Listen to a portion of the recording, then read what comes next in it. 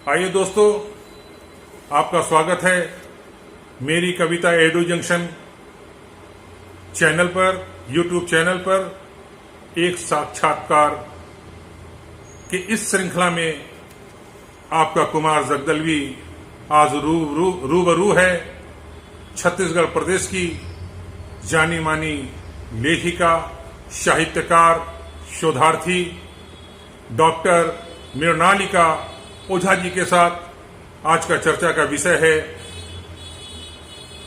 लोक साहित्य। और आइए अब मैं आपका रूबरू कराता हूं डॉक्टर मृणालिका ओझा जी के साथ। मैडम, आपका बहुत बहुत स्वागत। नमस्कार। नमस्कार।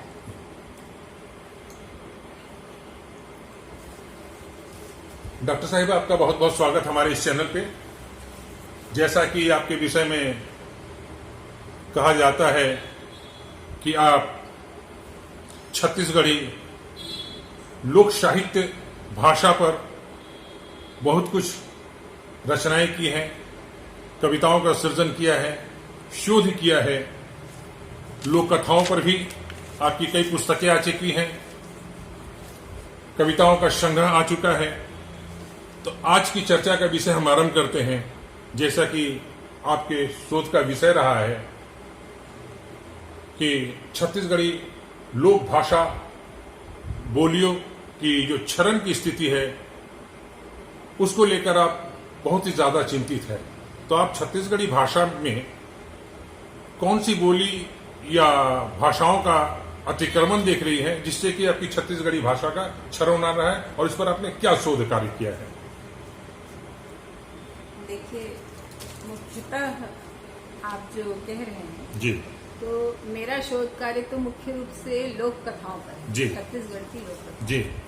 और मैं जब भी कहीं जाती हूँ तो वहाँ के जो वरिष्ठ जन होते हैं जी, उनसे मैं जरूर लोक कथाएं सुनती हूँ। जी। तो इससे मैं अपनी बात कह रही हूँ, अपनी अनुभूति, अपना अनुभव बता रही हूँ आपको कि उनके चेहरे पर जो चमक आती है, उनके होठों में जो मुस्कुराहट आती है, जो खुशी उनको दिखाई पड़ती है उनके बात से, भाव से, तो उससे ये पता चलता है कि जब उनसे लोक साहित्य पर बात करूं तो वो अपने आप को गौरवान्वित महसूस करते हैं। इसलिए कि आमतौर पे जो बहुत से लोग हैं, सभी नहीं, काफी लोग ऐसे भी हैं वयोवृद्ध जो कि साक्षर नहीं हैं, जो कि बहुत पढ़े लिखे नहीं हैं, पर जो ज्ञान की बातें, जो अनुभव की बातें, जो संस्कार की बातें, संस्कृति की बातें, समाज की बातें वो कहते हैं, देश प्रेम की बातें कहते हैं, और भी मानवता की बातें कहते हैं, वैश्विकता की बातें कहते हैं। उन बातों को सुनने के लिए युवा वर्ग के पास और बच्चों के पास फुर्सत नहीं, क्योंकि वो जिस भाषा और बोली का प्रयोग करते हैं वो उनका लोक बोली है, उनकी लोक भाषा है। और आम तौर पे लोग जो बाहर से आते हैं, जब भी किसी से बात करते हैं तो हिंदी में करते हैं।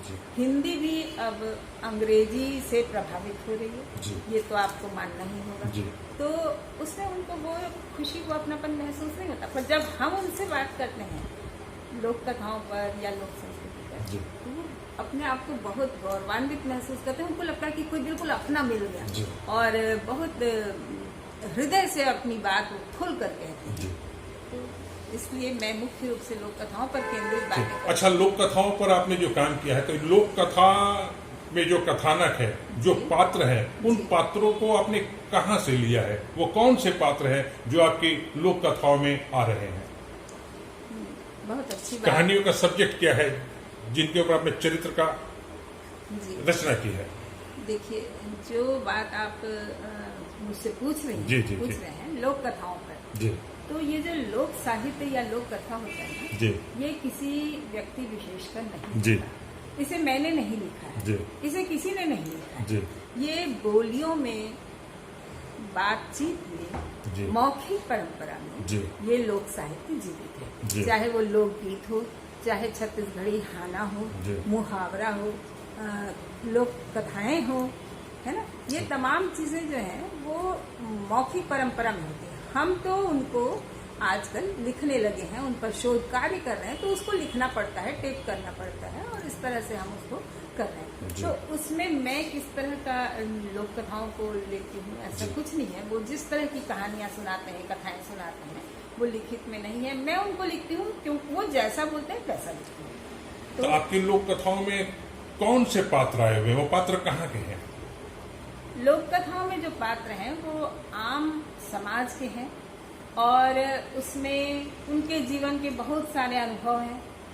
और जैसे कि राजतंत्र जब था, जब जमींदारी की प्रथा थी, नवाबी की प्रथा थी, तो आम जनता अपने दिल की बात को कह नहीं सकती थी। आम जनता जो है वो बहुत से अपनी बातों को छुपा देती थी। पात्रों, जब कोई कथा, जैसे आपने पूछा कि लोक कथा में कौन लोग आते हैं, तो जब लोक कथा बनाती थी, जब वो उस घटना का विवरण अपने बाद वाली पीढ़ियों को या आसपास के लोगों को, समाज को जब देती थी, तो वो लोग क्या करते थे कि पात्रों का नाम तो नहीं लेते थे, पात्रों को भी बदल देते थे। आदमी जो मनुष्य है उसका एक प्रकार से कहना चाहिए पशुकरण कर दिए, पक्षीकरण कर दिए, तो पक्षी में बदल जाता था, बिल्ली बोलने लगती थी, बंदर बोलने लगता था। उनका कहने का मतलब है कि जो पंछी है, बिल्लियां हैं, जानवर, उनको मानवीकरण किया जाता था। जी। और इस तरह से जो है उस तंत्र में, उस समाज में क्या कुछ हो रहा है, इसको उस माध्यम से वर्णित करते हैं। तो लोक कथाओं के पात्र में मनुष्य भी हैं, ऐसा नहीं है कि नहीं है, मंत्री हैं, राजा हैं, तमाम है। तो उसमें विषय कौन से हैं, और या किन्हीं समस्याओं को उठाया है, या लोक संस्कृति के आपकी लोक कथा में मूल वस्तु कथानक में क्या मुख्य रूप से शामिल है? लोक कथाओं में सभी तरह की पीड़ा है। जैसे तत्काल उन समयों में जब अकाल पड़ा करता था, व्यक्ति किस तरह अपने भूख को छुपा भी नहीं सकता था, बता भी नहीं सकता था। और अब तो सारे संसाधन हमारे आसपास हैं, लेकिन उस जमाने में तो एक लोटा पानी भी चाहिए तो मीलों चलना पड़ता था 2 बूंद पानी के लिए। और कुछ भोजन अगर संग्रहित करना है तो उसके लिए मीलों चलना पड़ता था, घंटों मेहनत करना पड़ता था। तो ये चीजें हैं, किस तरह अपमानित हुआ करते थे लोग, वो चीजें हैं। किस तरह लोग जो हैं वो सोए हुए हैं, जनता किस तरह सोई हुई है, क्यों जनता जो है वो एक गलत नायक, या जिसको क्या कहना चाहिए, राजा का, है ना, इसका, गलत पात्र का क्यों नहीं विरोध कर पाती है, उसे कैसे विरोध करना चाहिए, उसे कैसे जगाना चाहिए, ये तमाम बातें भी लोक कथाओं में हैं। अब तक आपकी लोक कथाओं पे कितनी पुस्तकें प्रकाशित हो चुकी हैं?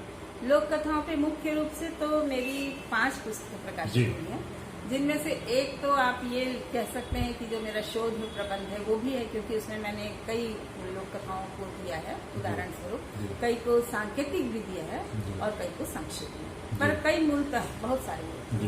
और दूसरा जो है वो लोक कथाओं में जो SRC, स्टेट रिसोर्स सेंटर, वो लोग जो हैं जब गांव में हम लोग जाते हैं साक्षरता के अंतर्गत लोगों को पढ़ाने, समझाने, किसी विषय में जागरूक करने, तो उसके लिए ऐसी लोक कथाओं का जो है वो प्रकाशन वहां से हुआ है। तो उसमें वैसी लोक कथाएं भी हैं जो रोचक भी हैं, ज्ञानवर्धक हैं, जो शिक्षा के प्रति, स्वास्थ्य के प्रति लोगों को जागरूक करती हैं, ऐसी लोक कथाएं भी हैं। और इसके सिवाय शताक्षी प्रकाशन से भी जैसे किताब प्रकाशित हुई, तो उसमें बहुत सारी अलग अलग विषयों पर लोक कथाएं हैं। तो बहुत सारी ऐसी किताबें, एक किताब बहुत पहले 2 किताबें प्रकाशित हुई थी, अभी मुझे प्रकाशक का नाम ठीक याद नहीं है। अच्छा, कुछ कविता संग्रह भी आपके प्रकाशित हो चुके हैं? जी। अग्निपथ एक कविता संग्रह है। जी। अच्छा, आपको आपके लोक कथा, कहानी संग्रह या शोध के में आपको कुछ सम्मान से भी सम्मानित किया गया है? आपको कहाँ कहाँ सम्मानित किया गया? मैं जब जहाँ शोध पत्र पढ़ने गई हूँ, तब वहाँ मुझे सम्मान मिला है। तो जैसे कि कोलकाता में मुझे सम्मान मिला है, कोलकाता यूनिवर्सिटी की तरफ से। BHU भी गई थी, वहाँ भी मुझे सम्मान मिला है। अब आइए, मैं आपको डॉक्टर मृणालिका ओझा को जो मिले हुए सम्मान, मेमेंटो और प्रशस्ति पत्र हैं, उन्हें आपको मैं दिखला रहा हूं। ये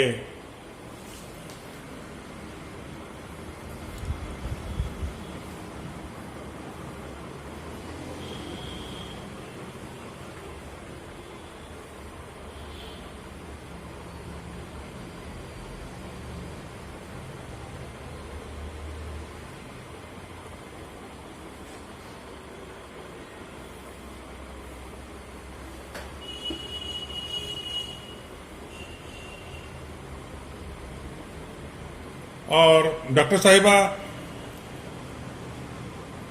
आपसे बहुत सारी चर्चाएं छिड़ी। मैं छत्तीसगढ़ी भाषा,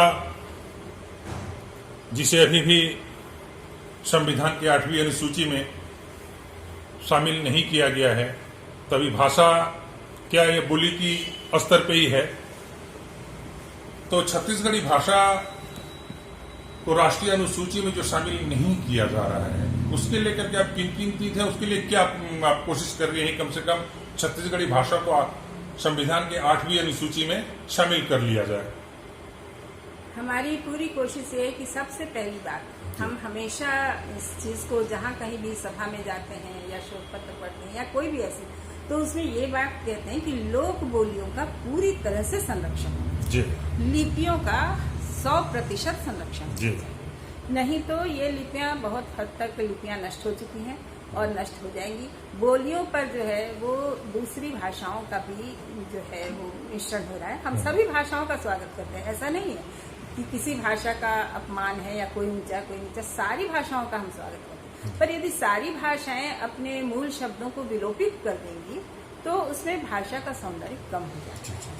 तो भाषा की जो मूलता है, जो उसकी मौलिकता है, उसको बनाए रखने के लिए बहुत जरूरी है कि प्राथमिक शिक्षा जो है वो उस जगह की जो लोक बोली है उसमें हो, और वहाँ की जो लिपि है, मूल लिपि, वो निश्चित रूप से हो, उनको सिखाया जाए, ताकि यदि बच्चा एक बार अपनी लिपि सीख जाएगा, यदि बच्चा अपनी बोली सीख जाएगा, ये उम्र सीखने की बहुत रफ्तार से सीखता है। प्राथमिक शाला की जो होती है बच्चा की, बहुत रफ्तार से सीखता है। तो वो जो अगर सीख जाएगा तो वो भूलेगा नहीं, और जब वो भूलेगा नहीं तो वो उसमें इंटरेस्ट लेगा, उसमें रुचि लेगा, उसको अपमान नहीं करेगा, और उसके परिणाम स्वरूप उस बोली, उस भाषा, उस लिपि का संरक्षण हो सकता है। अच्छा, छत्तीसगढ़ी भाषा को जो सम्मान मिलना चाहिए जी, आप संभवतः वो सम्मान छत्तीसगढ़ प्रदेश में ही उसे अब तक प्राप्त नहीं हो चुका है, तो इसके लिए दोषी यहाँ के साहित्यकार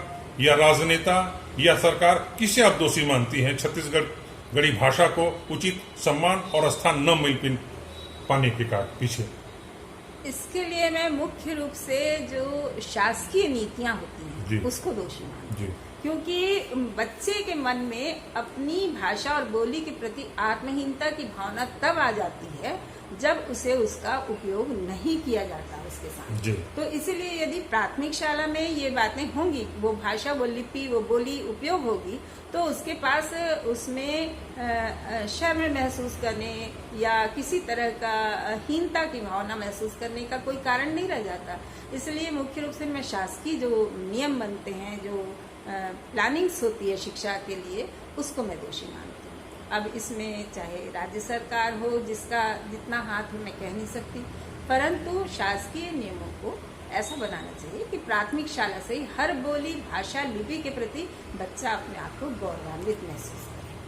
बहुत बहुत धन्यवाद आपका। और जाते जाते मैं चाहूंगा कि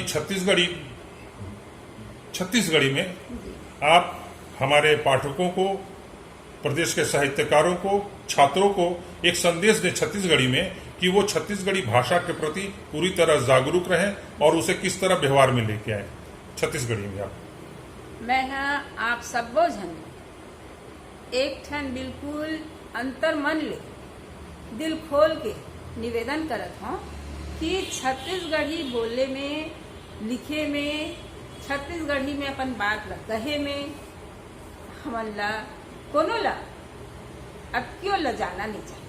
हमन खुल के छत्तीसगढ़ी के बिल्कुल ओकर उपयोग करना चाहिए। छत्तीसगढ़ी में बोलना चाहिए जी, छत्तीसगढ़ी में लिखे बर भी चाहिए, जहाँ हिंदी की बात है हिंदी लिखो, अंग्रेजी की बात है अंग्रेजी लिखो। आपके बोली बांग्ला है बांग्ला भी बोलो अपन घर में। आपकी बोली बघेलखंडी बुंदेलखंडी जो भी है मन हिंदी के अंतर्गत आते हैं बोली मन। हाँ, तो अपन वो बोली के उपयोग करो, लेकिन जो हमारे ठेठ छत्तीसगढ़ी है नी ओला सब जगह स्थापित ओला स्थापित करी हो तो अपने आप जो आत्महीनता भावना वो खत्म हो जाई। छत्तीसगढ़ी साहित्य के लिखैया मन के बाढ़ आ जाई।